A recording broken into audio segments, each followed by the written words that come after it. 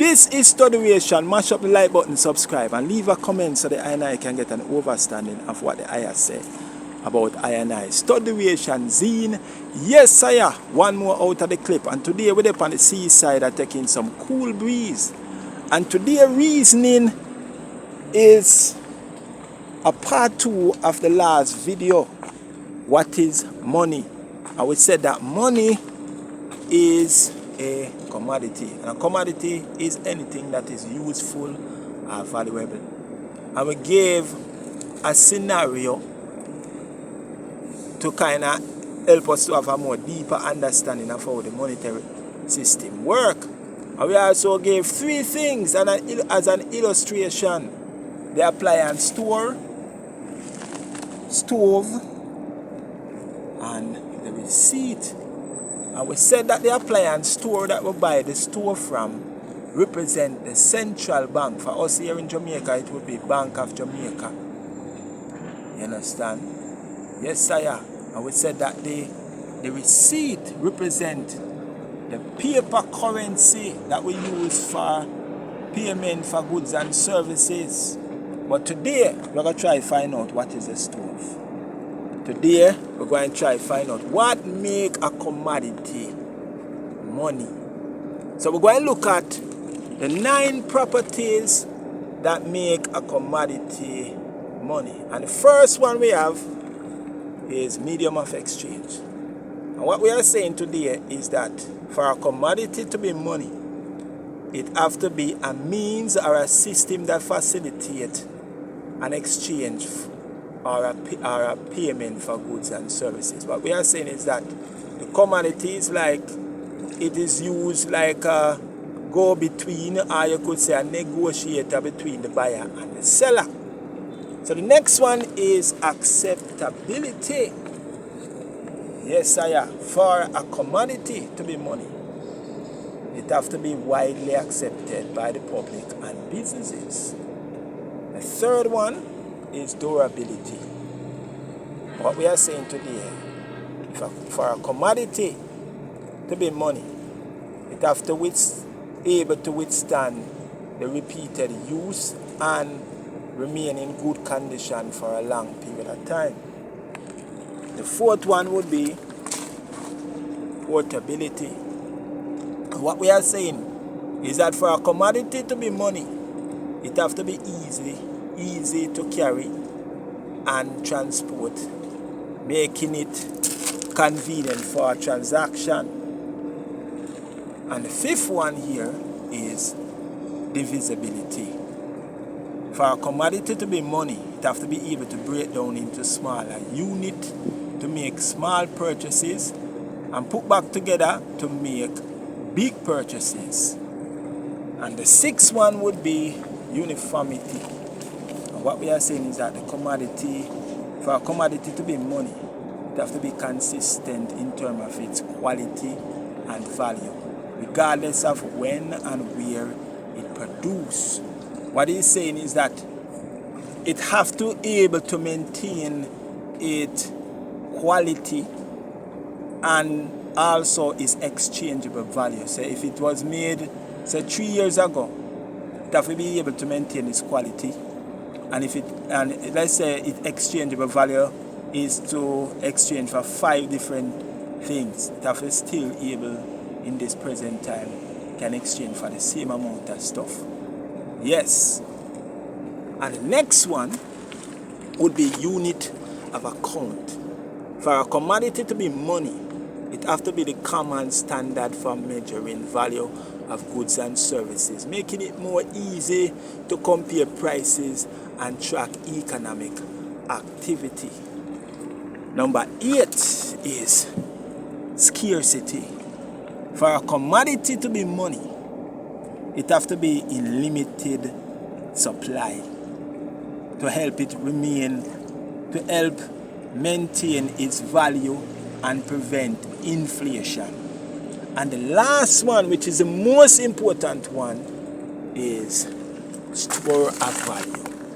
For a commodity to be money, it have to be able to be collected, hold on to for a period of time to create wealth and passed down to the next generation. What that is really saying is that when you work, you have to be able to have something to represent your labor that you hold on to for a period of time and store it up. You keep collecting it and storing it up. You understand? And it is also available for you to use at any time you feel like. So if you're in a little tough spot or something happened to you or you get sick, you can just draw, you can go for it or sell somebody and, exchange so you can make use of the service. And it also can pass down to your offspring or your next generation. You understand? Really, ensure that it maintain its value relatively stable. You understand? So, what is the stove pertaining to this the scenario that we give? So, from the last video, the stove here would be money, based on the scenario that we give in the last video.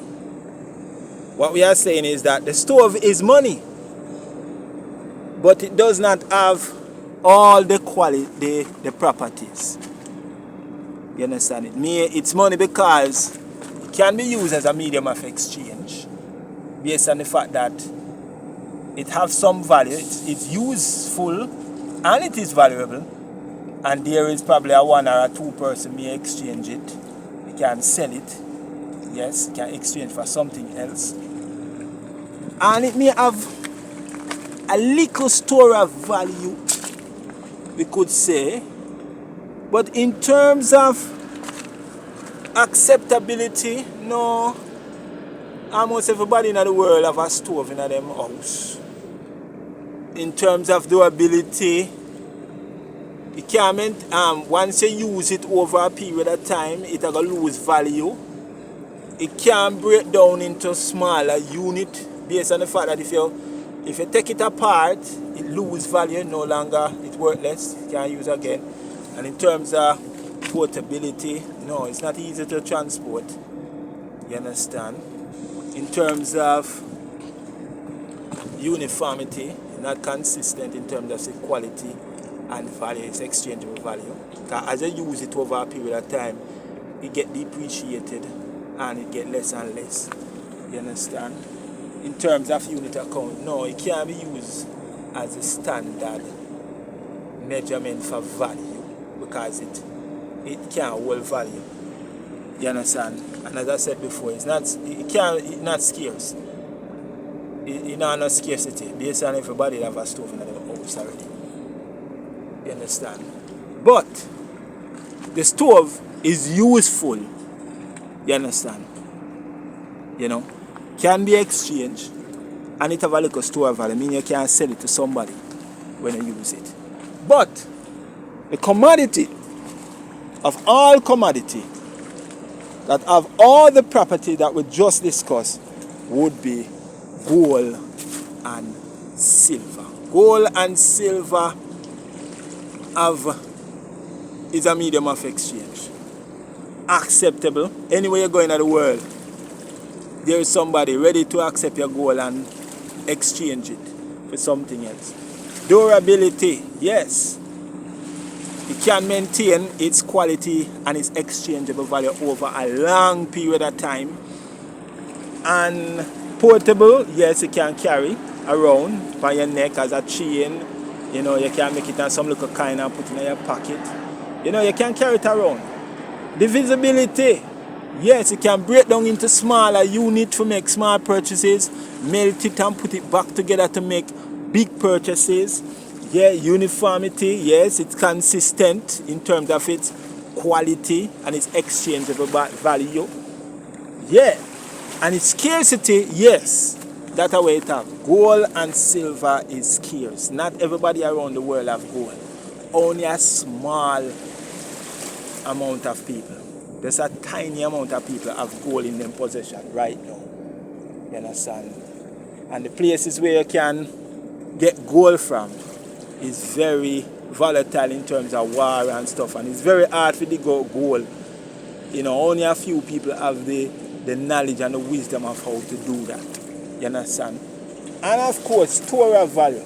Yes, you can store it for a long period of time, and it's one of the best medium of exchange and best store of value to pass down to the next generation. Yes, so gold and silver here is the real money. Study Zane